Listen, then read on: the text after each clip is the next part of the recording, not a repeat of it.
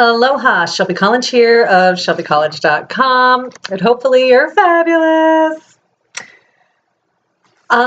Today's video is about a little incident, we'll call it that I experienced. This actually happened the day that I moved from my old place to my new place. Now, let me just say, if you didn't see the last video, then that kind of sums up where I was for, my 7 month, it was a 7-month hiatus. I had it right in the title, but in the video I said 5 months. And kind of bringing us up to, why I took a break and now that I'm back. And if you haven't subscribed to this channel, be sure to do so at the little subscribe button, and you can kind of keep up on the musings of living in Hawaii and what it's like, and I'm here to answer any questions that you may have as well too. So on the day, I actually found my place, because if you go back to the last video, which actually was yesterday's video, look at me doing 2 videos in a row. But I mentioned that I had found a new place. So once my attorney had sent them a letter, I was house hunting. And so I found a place and actually signed the lease and got keys to my new place here on the 15th of July. And I moved, let me just verify the date, on the 18th. So I was moving, I thought it was later than that. I was moving stuff myself for days before the actual movers. So the day the movers are there, and that's kind of another video because I used the same movers as I did when I moved here, and you can check, the videos back in December, and I loved them, and I did not love them the second time, and one of the 3 on the second time was one of the original 2 from the first time, which I was really hoping would happen because, the original guy would have known kind of about my Buddha and everything else. So sure enough, it was one of the original guys in the 3-man crew that I hired to move me here. But that's another video. But anyway, it had to end up being multiple trips in the moving van. Obviously, if you've never lived in Hawaii, then you will know that even once you move here, they don't have standard, I shouldn't say they're standard. They're not standard. But if you hire a moving company on the mainland, you're going to get a semi truck. You know what I'm saying? It's going to be a 40-foot something that'll move everything in your house in one load. Right now, if you rent a budget or a U-Haul, that's a different story. Well, the largest rig they had from from the same moving company that I used to unload my 4 crates when I moved here, the largest truck they had was 16 feet long. So it took 2 trips because I have tons of large plants and outdoor plants. A girl has a lot of plants over here. So anyway, on the second trip, I believe, from the house to the new house, from the old house to the new house. And mind you, on the day of the move, I had the lawn people there. I paid, over $500 to have the yard all trimmed up, all the trees, the carpet cleaners were there. I mean, I totally was on the up and up. Even though these owners are seriously ill, I was like, you know what? I'm going to do what I would normally do and still leave the place impeccably cleaned and everything else because karma's a bitch, and that's what I would want done for me. So golden rule, you kind of do what you would want done to you, and then life gives you pretty much a semi-fair shake. I can't say it's always fair, but it's semi-fair. So on my second trip, mind you, I was irritated, right? So this is my problem. If I stay in a negative place for even more than a couple 30, 40, 50 seconds, I'm not even lying, shit goes wrong in my life in a big way. Okay, my son, when he used to live at home, if I was, if I say, my dogs run, they know something bad's going to happen. I'm not even joking. I can't even outwardly sigh without my animals running. The fish the other side of the tank, because they just know, oh shit, if she's pissed, all hell's going to break loose. So I was kind of irritated. So second trip over, I see the cop Okay, you can see where this is going. I see the officer. I'm on a 3-lane road. I'm going to stake my life on its 3-way. I only use that one road. It's a main drag, but I have only used it still to this day when I was moving because it was the shortest distance between my old house and my new house. I've never used the road before I lived here, and I've never used the road since I moved here. So it's not like when I lived at the old house, I ever took the road that I got pulled over on. And it's not like since I've lived here, I've ever been on that road again either. Okay, it was just one of the roads that made it the shortest distance between my old place and my new place. So I guess my point in telling you that is that I just really didn't know the flow of traffic. And, you know, when you ride a road a lot, you kind of get to know if there are cops where they do hang out. So long story short, I'm on a 3-lane road. I'm in the middle lane. There's people whizzing by me in the fast lane. And then there's people that are kind of keeping up with me, but just like behind me in the slow lane. And I'm actually talking to my mom. I was hands-free. She was in my visor above. And I see this cop on the opposite side of the road, like sitting in the meridian. And then all of a sudden he kind of turns in and gets in behind us and he's got his lights on. And I'm like, I say to my mom, like, I know this cop is not pulling me over. Like there were people totally passing me, but I'm in a red car. So I'm like, you know, I pull over one lane. Sure enough, he pulls me over. Ugh. Now, mind you, I have stuff floor to ceiling in my car. And my car was I was only moving stuff in my car that was fragile that I didn't want going in the moving truck. Okay, so it's not like the stuff I was taking, like my fish, you know, lamps that would break that you didn't really want to wrap because it's, you know, 20-minute drive from one place to the other, but you're not going to let the mover stick it in the back of some bumpity bump bump. So it's all I can't even say it's the expensive stuff, but it's the stuff that's fragile, okay, that you would not want damaged. So this cop pulls me over and he's got this, what I thought to be a radar gun. Turns out it was a laser. But he shows me this laser that says 57 and we're in a 35. And so he's like, I tagged you going 57 in a 35. And I'm like, officer, I can assure you it was not me because I'm moving. And anybody who lives in Hawaii knows the roads here suck so bad. Like you can't go 25 over and still have fragile stuff be unbroken. And I explained this to him. I'm like, see, I'm moving right now as we speak. I show, you know, he can see because the car's packed floor to ceiling with stuff, trunk, whole bit.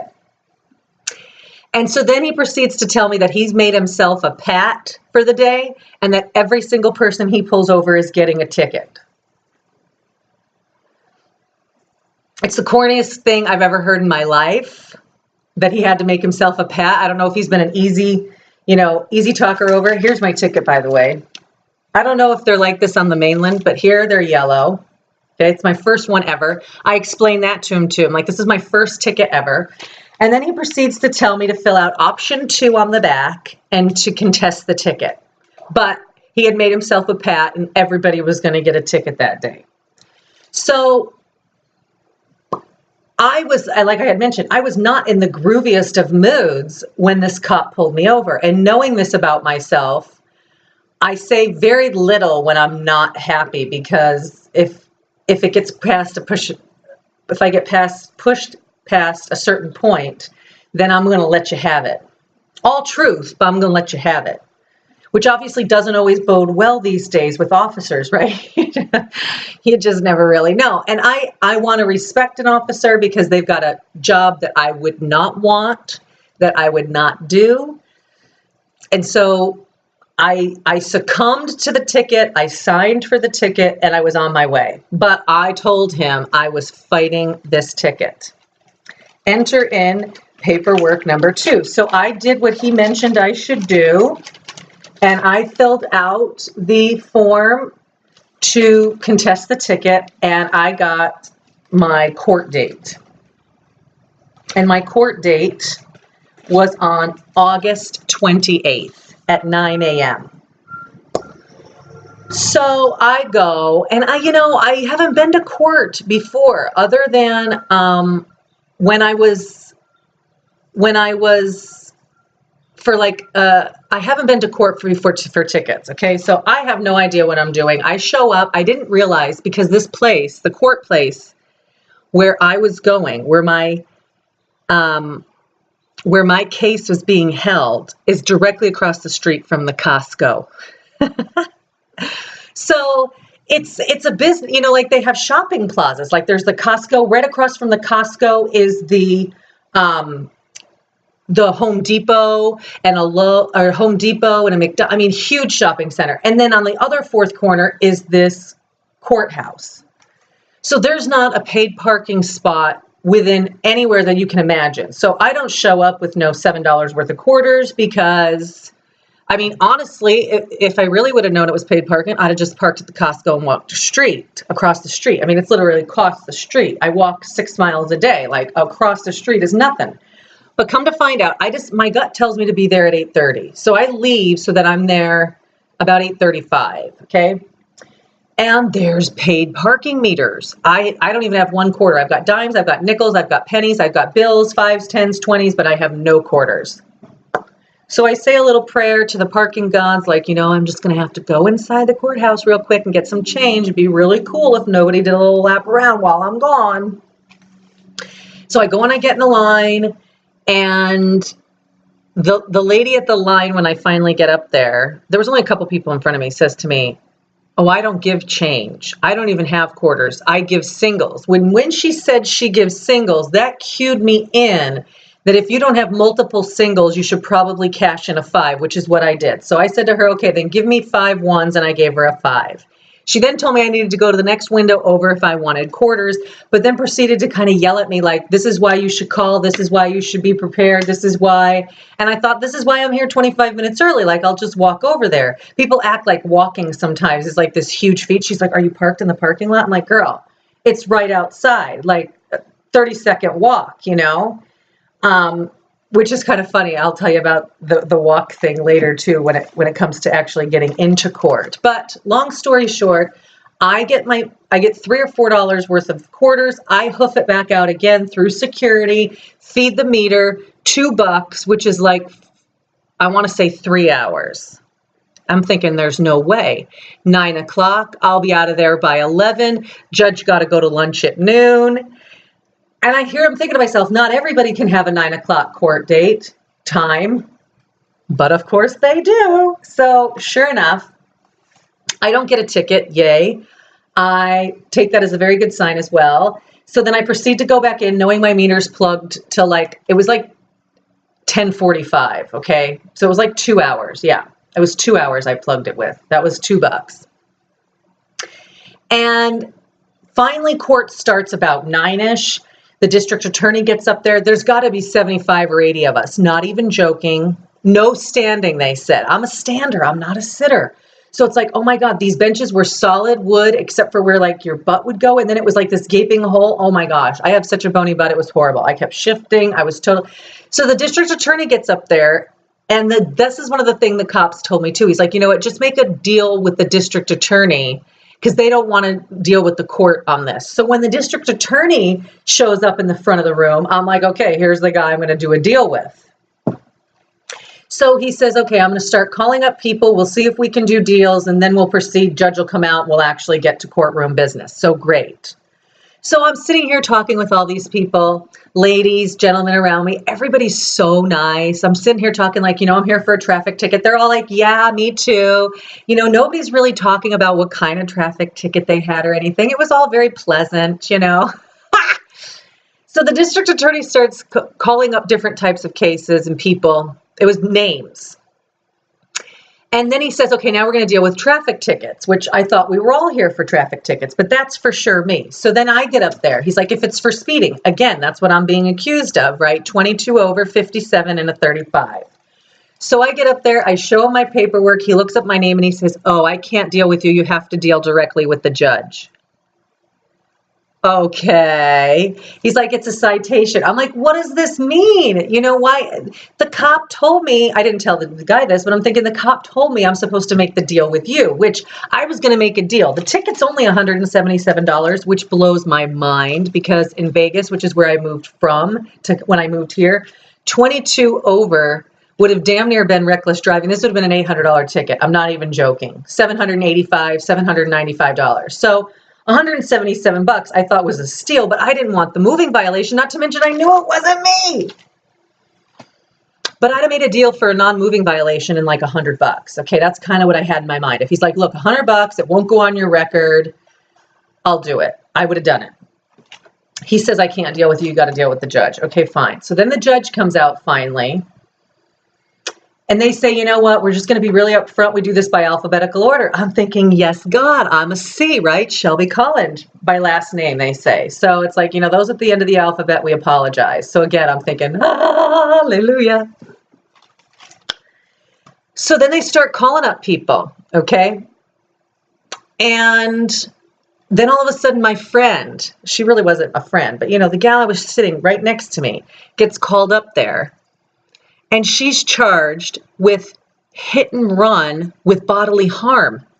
I mean, I about fell over. I couldn't believe it. Here I am with a speeding ticket, 22 over, and the gal that's been chatting me up for like the last hour is charged with hit and run bodily harm. Okay, meaning she hit somebody and then took off, right? And not only did she hit him, but she hurt him. So I'm sitting there like, God, I'm trying to practice all my non-judgment, because it's like, you know, this is really none of my business, but it's like, God, you just have no idea sometimes who you're sitting next to, right? The other gal, so then I'm sitting here thinking, why? So all of a sudden we get to last names of D, and I don't care if this is a court proceeding or not, somebody's made an error, so I kind of speak up, excuse me, I'm a C. To which the bailiff comes over and goes, yeah, but you're a court citation, so we get to you after these. So I'm thinking, oh my God, I had to go through the whole alphabet on all these naughty people, which I'm not even joking was 75 people. So I finally say to the bailiff, I call the bailiff, you know, like one of these, when the next guy's going up, and it's a woman bailiff, and she comes over. I'm like, I fed the meter for 2 hours, and I've only got like 10 minutes left on my meter. Like, is there any way you can let me know where in the list? So she's like, we've got these people, which was like 8 in the queue, and then there's a list of 10 more, and then your group. Now, my group only had 3 people, and I was the second one because I was a C, and the guy that was ahead of me was had no insurance. So he did make a deal with the prosecutor because he had his insurance, so then they throw it out, which makes no sense to me because he didn't have insurance on the day, but because you have insurance now, they throw it out. If you didn't have a license on the day, but now you have a license, they throw it out. So I'm thinking, okay, it's kind of one of these, you beg for forgiveness, but so I'm thinking, you know, I'm going all the way with this then. If I have to see the judge, I'm going to just argue the ticket. Now, mind you, all the cases that were going up before us were the state had to find beyond a shadow of a doubt. So the judge would say something like, you know, everybody pled no contest and needed to get a public defender. I mean, I couldn't believe I was in court with these same people, but so it was.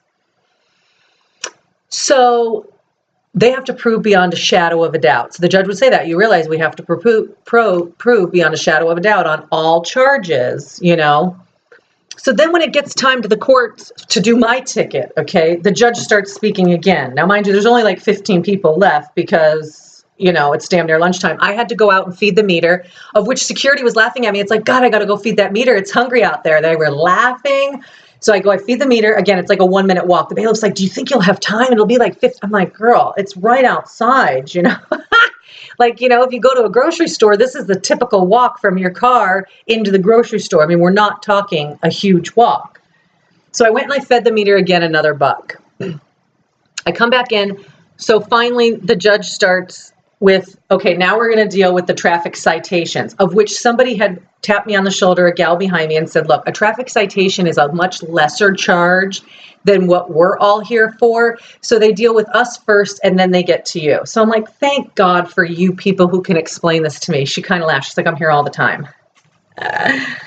So then the judge says, okay, for traffic citations, you probably have your yellow copy, which I did. He's like, but I have a totally another set of information that the cop writes. Plus I have a statement from the officers. The officers are not here today in court, but I have statements from those of you who, you know, from the officers. And so I have a lot more information than what is on your yellow copy, just so you know. So basically he's kind of saying, look, I got more information. So, and by the way, it's no longer beyond a shadow of a doubt that the state has to prove. It's a preponderance of the evidence. So now you don't plead guilty, not guilty, no contest. Now you plead guilty or not guilty with explanation, or you contest it. Like, it all kind of changed, right? And their burden is much less. So they call me up and I get sworn in. And the judge says to me, so he reads me the statement that the officer writes, okay?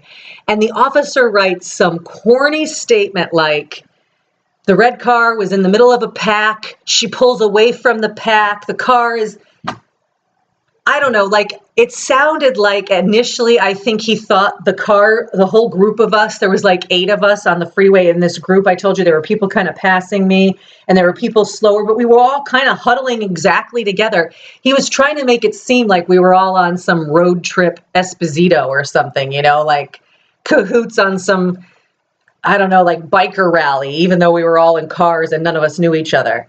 So as the judge is reading this, I couldn't help but make these facial expressions. And you have the bailiff looking at you, and you have the gal that takes all the minutes and does all the paperwork, and everybody's kind of looking at me. And so he's like, how do you plead? And I didn't even answer the question. I just said, this is not my ticket, Your Honor. And then he says, he says, okay, you realize that he got you with a laser, not radar gun, but with a laser. Do you understand the difference? And I didn't say anything because it's like, you know, I have no idea what any of these things are. And he goes, a laser, he zeroes it in on your license plate in the front, to which I interrupted the judge and said, I don't have a license plate on the front of my car.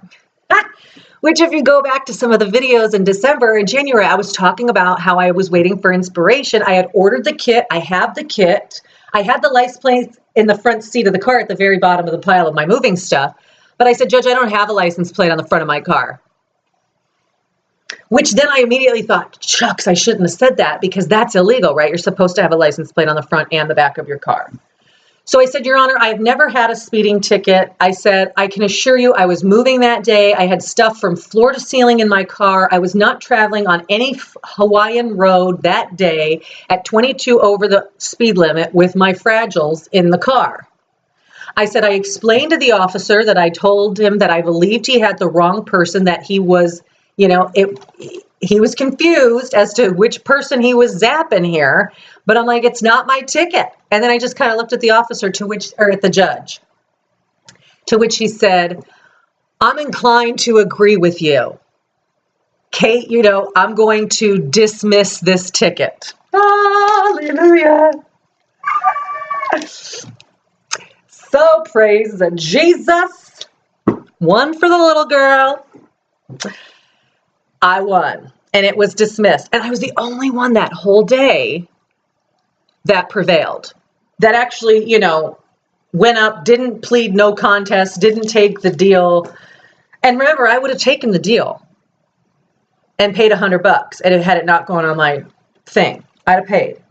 But you sometimes got to go all the way, all the distance. So I had to go all the distance. I went all the distance and dismissed. Well, it says dismissed right there. See? Dismissed. It was a very good day.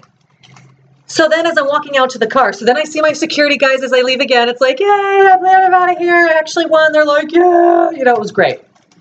And then as I'm walking to the car, I realized that the license plate that they wrote on the dismissal papers is incorrect.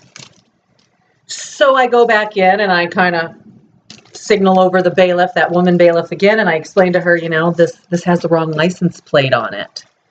And she's like, oh, it's probably just a typo. It's only off by 1. She's like, but we go by your name and driver's license. So it really doesn't attach to the vehicle license plate. So it's a non-issue. So this is why I've saved everything.